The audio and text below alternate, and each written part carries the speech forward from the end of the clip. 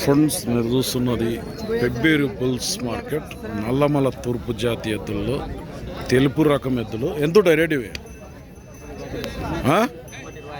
125, 125 అడుగుతుండ్రు ఎవరన్నా? 1,08,000 అడిగితే నువ్వెంత అన్నావు? మళ్ళా 1,18 ఇస్తావు. యా ఊరు నీది? అప్పిరెడ్డిపల్లి, మద్దూరు మండల్, నారాయణపేట జిల్లా.